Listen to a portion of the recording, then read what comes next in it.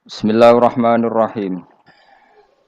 Terus Imam Fathul Bari itu cerita, ketika Rasulullah SAW dawuh iqra'hu fi syahrin, ada sahabat yang pamit mau khataman tiap bulan enggak boleh, 2 minggu enggak boleh, seminggu enggak boleh. Walhasil itu dipakai alasan. Terus Nabi ngendikan iqra'hu fi syahrin, sampai iqra'hu fi sab'in, sampai ada riwayat iqra'hu fi salasin. Sudah 3 hari khatam sekali itu sudah kebanyakan. Apalagi 1 hari khatam sekali. Itu kemudian dipakai kelompok tertentu untuk mengkritik tradisi NU yang 1 hari khatam. Tapi apa jawabannya Imam Fathul Bari? Apa mereka yang mengkritik itu benar-benar nyata iqra'hu fi syahrin, kemudian mereka itu khatam tiap bulan? Kan enggak juga. Oke, kamu kritik enggak apa-apa dari Imam Sinten Ibnu Hajar Al-Asqalani, tapi kamu juga harus baca iqra'hu fi syahrin tiap bulan benar-benar apa? Khatam. Iqra'hu fi sab'in. Memang benar-benar tiap 7 hari khatam. Niki ngritik sing khataman sedina tapi ya ora khataman tiap 7 hari. Jangan bakatnya njen ngritik. Nah, terus Imam Fathul Bari cerita, a'rafun nas, orang paling tahu tentang yang dikehendaki Rasulullah SAW tentu ashabu, beberapa sahabatnya. Dan ternyata Sayyidina Utsman itu setiap malam khatam. Artinya apa? Tiap hari beliau khatam. Masa Sayyidina Utsman enggak tahu hadis itu? Sayyidina Utsman tiap malam niku khatam. Imam Bukhari rawi hadal hadis yang meriwayatkan Nabi itu melarang khataman keseringan, yang meriwayatkan hadis iqra'hu fi syahrin, iqra'hu fi sab'in. Beliau itu tiap malam khatam Quran, dan khusus Ramadan khatam 2 kali.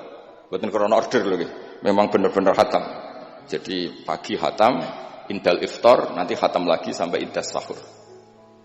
Sehingga terus mulai sanad kula dugi Mbah Dolah, dugi Mbak Arwani sedanten lewat orang tua saya, lewat guru-guru kita. Khataman tiap hari itu enggak punya akibat apa-apa. Karena itu ahwalu masyayikhina, itu sudah perilaku masaya-masaya kita. Terus niki yang perlu saya ungkapkan. Kemudian orang-orang yang kayak Mbah Minan itu ngalami toyul wakti. Gurunya Imam Sa'roni namanya Ali Al-Mursifi, ini cerita tentang Sirajul Qori. Saraipun Mandumah Satibi.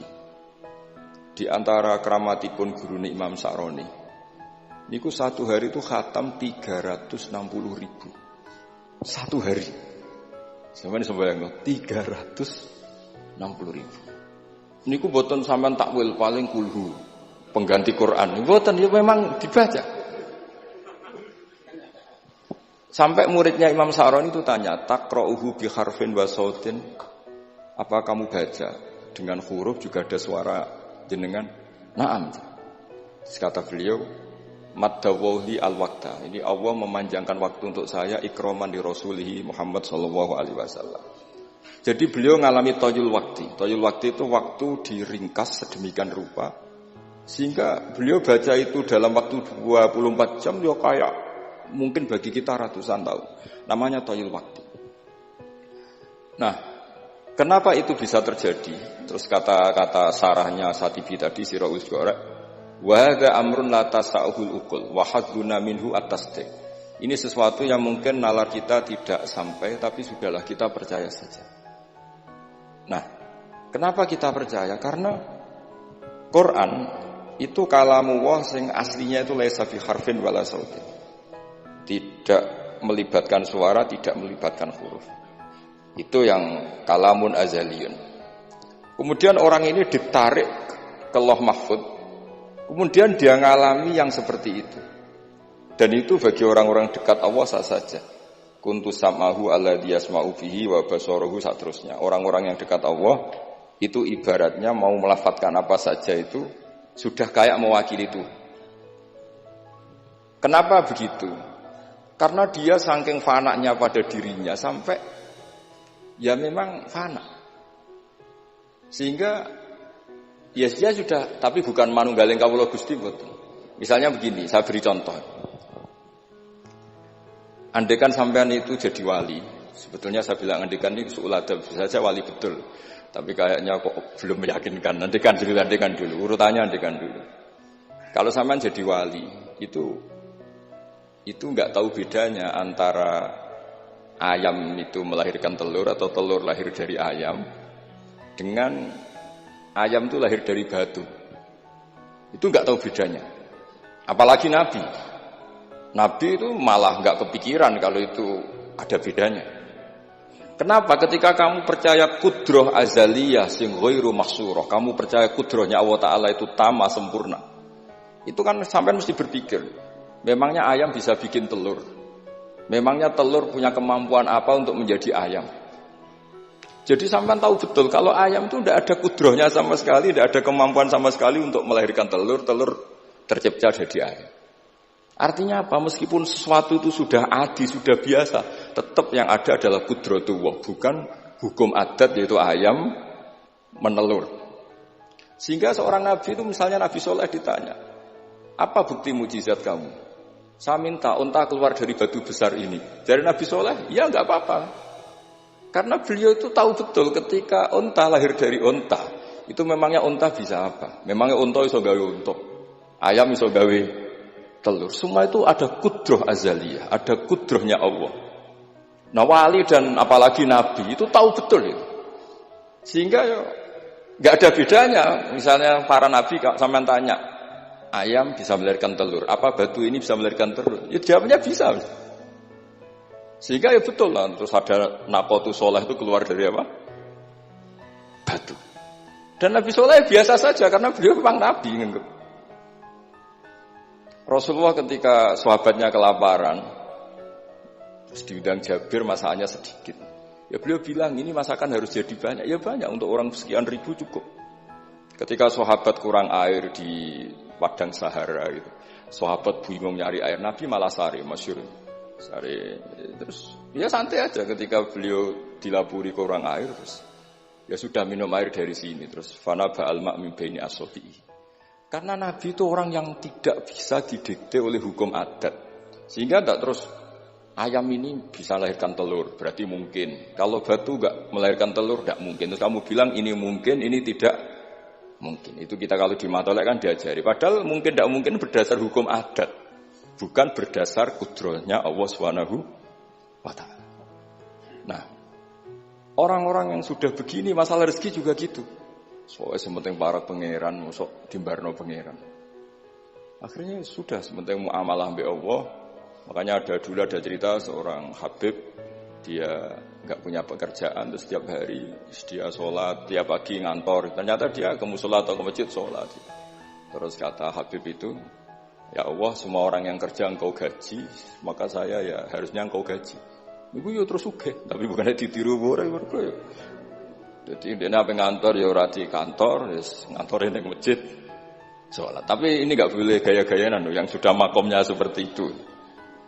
Orang sampean gak makome ribet. Tapi ini cerita ya, kalau tak belajar Quran. Sehingga para nabi itu gak kepikiran, misalnya Nabi Ibrahim itu gak kepikiran kalau api itu bisa membakar, karena beliau tahu api apa punya ikhtiar, api apa punya irodah, punya kehendak, api apa punya cara yang diinginkan api itu untuk membakar saya, kan tidak juga, dia benda mati, pasti itu murtangan Allah. Sehingga ketika beliau mau dibakar ya santai aja, beliau gak tahu bedanya di sana sama di sini. Semua nabi itu begitu, ma kunta tadrimal kitab walal iman. Makanya semua nabi itu rata-rata ummi itu ya pokoknya sudah begitu. Makanya disuruh berdoa ya enggak mau. Kata malaikat Jibril, saya Jibril untuk nolong kamu. Tidak, saya tidak butuh kamu. Maksudnya kamu ngomong nanti tak sampaikan ke Allah. Allah itu sudah tahu tanpa kamu. Hasbi min su'ali ilmuhu bihali. Itu nabi. Nah, Rasulullah Muhammad SAW juga sama. Ketika mau perang Badar, itu kan musuhnya itu 1000 lah kira-kira gitu. Sahabat itu 300. Terkenalnya 313 sama dengan ashabi apa itu? Talut itu. Apa itu? Waqatala apa Dawud itu, ashabi Dawud itu. Itu Nabi ya santai aja. Padahal itu pedang satu dipakai orang 10. Sampai bisa bayangkan perang pedangnya gentenan. Tidak bisa kan? Tapi Nabi karena diutus Allah ya jalan saja. Ya santai. Karena bagi Nabi itu nanti ada kudratullah. Betul. Ternyata perang musuhnya 1000, musuh 300, yang satu perlengkapan lengkap, yang satu gentenan pedang. Perang ya Dibacok sik nyelip pedang ngono mesti kan yo gak iso bayangno. Singkat cerita terus masyhur itu Nabi terus berdoa. Ya Allahumma intuhlik hadil isobat alam tu'bad ba'dal yaum. Walhasil terus ada pertolongan dari Allah. Artinya Nabi nganggep ini gak penting 300 apa 100. Orang menang itu ya karena bi qudratillah. Begitu juga di perang Khandaq di. Sehingga Nabi itu pernah minta kakinya kambing. Kaki yang depan namanya dirok. Dirok itu 2 kan. Namanya kaki depan itu dirok. Coba ambilkan dirok itu, ini ada tamu, diambilkan. Terus diambilkan lagi. Ambilkan lagi 1, diambilkan. Terus ambilkan lagi. Bukankah kambing diroknya hanya 2 ya Rasulullah? Andai kan kamu langsung ngambil, pasti tetap jumlah itu ada. Karena ketika Nabi ngendikan, ini jadi konstitusi. Jadi kemana malaikat kudu melok ribet Nabi ngendikan. Ya masyhur kan Nabi khutbah padahal pas musim kemarau enggak mungkin hujan cara hukum adat. Ya Rasulullah khutbah itu suwi-suwi niki wong bingung perkara ana udan. Pun sowe niki bingung halakatil amwal mergo gak ana udan. Niku Nabi langsung ngendikan udan. Bareng udan minggu berikutnya wong kebanjiran sakniki mboten rusak krana kemarau tapi krana banjir. Niku Nabi ngendikan Allahumma hawalena wala ini langsung mari. Artinya Nabi itu enggak bisa didikte terus. Ini secara ilmu falak, ini enggak musim hujan. Nah, saya kan perhitungan, gelem istisqa sak usih didelok wis musim dadi istisqa. Kulo ndek kanca kiai ahli falak, niku kon istisqa ora gelem. Tak takoki kena apa? Tak hitung jek suwi kesudan iki. Engko ora ketara ramandine, dadi dekne ngenteni. Wis, yo ono kiai rondo politik ngoten yo. Tangan-tangan yo bener, timbang terkenal ngobos kan nurono reputasi dadi. Iku yo. Tapi kalau Nabi itu ndak. Nabi itu ma kunta tadrimal kitab walal iman. Karena kalau kita sudah makom itu enggak bisa didikte oleh al-ahkam al-adiyah. Nak pitik mulai rondo, pendok dari pitik. Makanya ketika ada kitab Al-Fusunul Hamidiyah, hukum adat ini telah membodohkan kita lama sekali sehingga Anda tidak bisa percaya kudroh tamah. Dan ini kaitannya formal baminan ini nanti tentang Quran. Nanti jenengan melihat mukjizat terus gampang sekali. Terus kata Imam Al-Fusunul Hamidiyah ngendikan umpama klungsu niku biji asem nih. Andai kan tidak pernah terjadi klungsu itu jadi asem yang besar. Kemudian buah, kemudian macam-macam lah. Ditabrak truk nganti masalah tenan. Terus itu enggak pernah terjadi. Terus akhbaru kamu birun, terus kamu diberi cerita orang, ini klungsu ini bisa jadi pohon besar sekali suatu saat. Kamu pasti tidak percaya. Oh ini mohal, masa barang kecil jadi besar. Berhubung sering terjadi, terus Anda bilang mungkin. Tapi pertanyaannya, ketika mungkin itu kamu kan gak ikut bikin. Namanya mungkin tidak mungkin kan kamu harus punya otoritas ikut bikin. Kamu kan gak ikut bikin, kok bilang ini mungkin, yang ini tidak mungkin. Ketika itu sering jadi pohon besar, Anda pun tidak berkontribusi kan? Kontribusinya siapa coba? Allah Subhanahu wa Ta'ala. Nah di sini terus para wali itu sudah mengabaikan itu semua. Jadi ya Nabi kalau mau mi'raj ya sudah terbang saja. Kayak Abdul Qadir Jilani kalau mau tawaf ya tawaf saja. Padahal beliau di Baghdad. Imam Nawawi itu di Damaskus. Tiap malam itu tawaf. Padahal penerbangan 3 jam. Karena beliau gak roh bedane. Ki adoh iku parku. Mbak Mutamakin kepengen teng Mekah ya teng Mekah mawon. Ora usah antri haji, paspore diurus. Kondo Mas Nadi pon kondo menak nu mboten usah ngoten. Mboten usah ngoten. Niki cerita wali mboten. Artinya orang-orang ahli Quran itu sudah ke makom itu. Sehingga yo coba warai nek tengok-tengok ning omah terus rezekine piye yo coba warai ngono kok dadi goblok malah niki pun makomnya seperti itu. Dan kita harus berlatih. Kalau kita tidak berlatih maka ilmu ini akan hilang.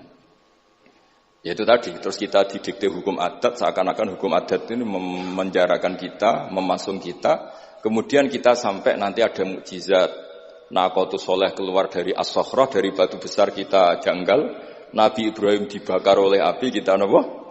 Janggal. Sebetulnya itu kalau pakai, makanya di Matolek, di semua pondok diajarkan, ada mohal akli, ada mohal apa? Adi. Kalau mohal adi itu ya sebetulnya tidak mohal. Cuma secara adat itu jarang apa terjadi. Tapi kita harus mulai berpikir, dilatih. Ketika telur jadi ayam, memangnya dia punya ikhtiar? Kan enggak. Tetap di situ ada qudratullah. Lah kalau sama-sama qudratullah bedanya apa? Telur keluar dari ayam sama telur keluar dari batu. Kan sama-sama yang menentukan adalah qud. Nah di sini ini latihan tauhid. Terus yang terakhir untuk sering baca Quran secara fasih, secara benar, secara apa? Ini saya cerita min haisul makna ya. Itu sesuatu itu dikembalikan pada yang punya. Saya beri contoh ya. Kalau sampean saya tanya, mic ini kan dari besi, sama ini masker dari kertas, dari kain. Ini kuat mana? Pasti sampean menjawab kuat mic, karena ini materinya dari apa? Besi. Tapi Anda salah. Artinya salah itu, ya semuanya cerdas tapi lagi setengah. Yang benar adalah, ya terserah jenengan Gus jenengan yang megang. Bisa saja ini masker tak rencanakan, tak awetkan, tak simpen, tak museumkan. Saya punya rencana menghancurkan mic ini. Berarti nanti awet mana? Dinosaurus itu konstruksinya lebih kuat, tapi Allah menghendaki habis-habis. Pitik sing ngono isak nganti saiki. Nah, kira-kira seperti itulah hukum Allah. Karena agama itu apa? Jadi ya mambiati malakutu kulli syai'. Agama itu berkeyakinan kalau ya terserah yang punya. Jadi kalau di depan agama kamu tidak bisa bilang ini lebih kuat dibanding ini, tidak bisa. Tetap terserah yang Jadi kalau jenengan cerdas betul ditanya, mic ini sama masker kuat mana? Terserah jenengan. Atau kalau enggak, wallahu a'lam. Karena memang, iya apa artinya ini lebih kuat, tapi saya punya rencana menghancurkan. Tapi ini lemah, tapi aku punya rencana tak awetkan.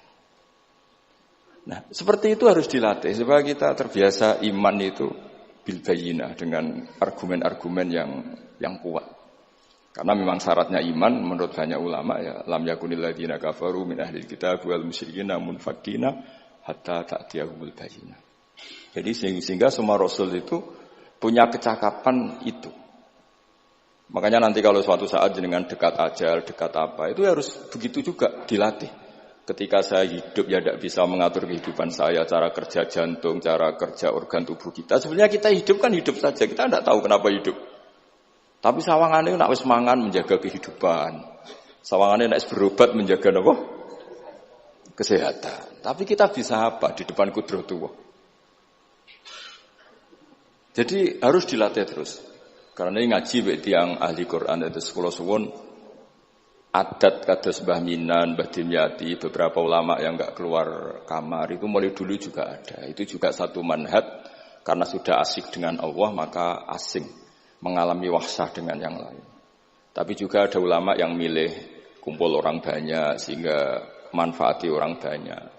Dan menurut saya figur-figur di kajian itu sudah sempurna lahirnya. Ada model Mbah Dola, Mbah Sahal, Mbak Minan sendiri tertutup, tapi Ibu Umi Tuha sosialisasi qiraati kemana-mana. Sehingga ini pelajaran bagi kita bahwa pilihan dekat Allah itu variannya banyak. Yang penting ikhlas sambil terus belajar mendengarkan makalah-makalahnya ulama. Karena makalah ulama ini penting. Kita kalau nggak diwarai ulama itu tidak bisa cara berpikir bersanad.